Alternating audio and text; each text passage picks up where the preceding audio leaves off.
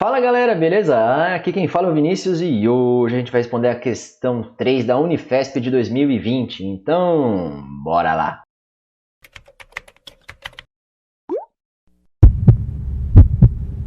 E ela começa assim: dois ecólogos viram um toco de árvore que, à primeira vista, parecia estar morto, porém notaram que ele estava vivo. Intrigados, os cientistas instalaram no toco em uma árvore ao lado instrumentos para medir o fluxo de água. Os resultados mostraram que que o funcionamento das duas plantas estava intimamente interligado. Nos dias de sol, a árvore absorvia a água do solo enquanto o toco permanecia dormente. À noite, era o toco que se hidratava e a árvore não absorvia mais água. Ao que tudo indica, a fusão de várias raízes criou um verdadeiro sistema de encanamento compartilhado no solo daquela floresta. Na letra A, durante a noite, como se apresentavam os ostíolos dos estômatos nas folhas da árvore, qual a consequência desse comportamento dos ostíolos em relação ao fluxo de dióxido de carbono da atmosfera para o mesófilo?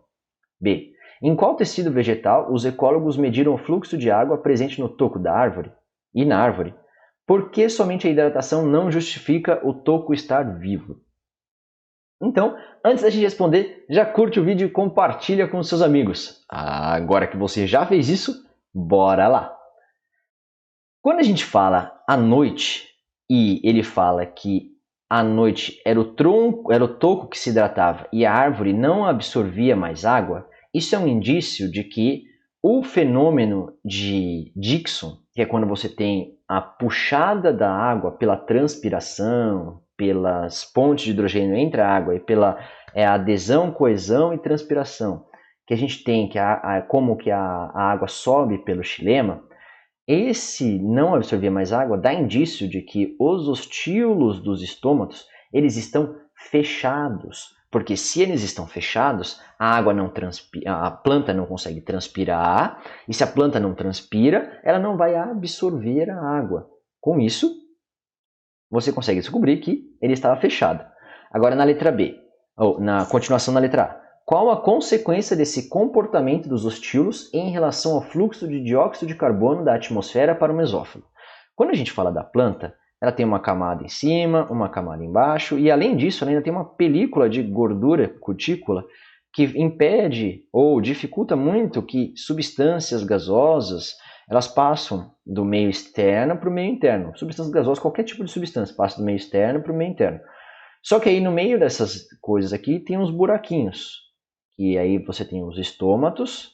Esse quadradinho aqui é o estômato. Geralmente eles estão na parte inferior da planta, mas eles têm uns estômatos. E aí nesses estômatos você tem os ostíolos ou os buraquinhos dos estômatos. E aí você consegue ter uma troca gasosa boa que sai e entra da planta, do mesófilo da planta, que é essa parte interna da folha. Ela acontece principalmente por esses ostíolos. Como você fecha esse local em específico, você fecha isso daqui, você impede ou dificulta muito as trocas gasosas que a planta vai realizar.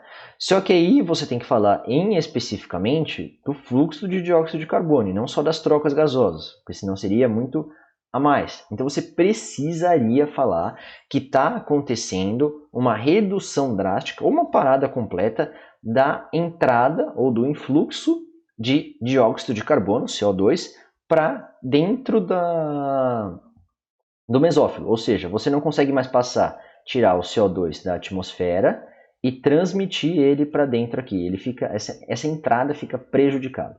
E a resposta que se daria poderia ser fechados, que são os ostíolos fechados, e o influxo de CO2 para dentro do mesófilo torna-se consideravelmente diminuído.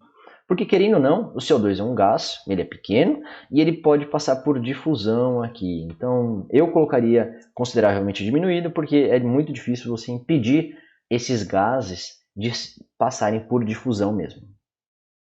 Mas com certeza seria diminuído. Na letra B. Em qual tecido vegetal os ecólogos mediram o fluxo de água presente no toco da árvore?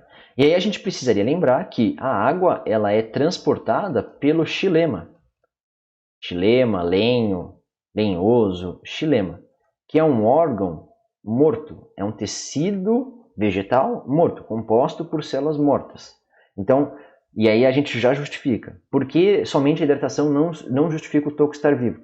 Pelo simples fato de que o xilema é um tecido morto e ele apenas conduz água. E para um ser vivo estar vivo, ele precisa de matéria orgânica. Então ele precisaria de matéria orgânica e tecido vivo. Então você precisaria identificar tecido vivo nele, por exemplo, o floema, e inclusive se você identificasse o floema, você poderia identificar se tem condução de seiva elaborada, que é a seiva que contém a matéria orgânica para nutrir a planta como um todo. E aí eu responderia desta forma aqui, que seria no xilema, porque o xilema é um tecido morto. Logo, apenas ele não indicaria o toco estar vivo. Seria necessário algum tecido vivo, como o floema, que conduz matéria orgânica pela planta. Beleza? Então, essa foi a questão de hoje. Se eu te ajudei e você gostou, curte o vídeo e compartilha com os seus amigos. Se você ficou com dúvida, lembre-se de deixar aqui nos comentários para a gente discutir. A gente se vê na próxima. Eu acho um beijo e um queijo. Tchau!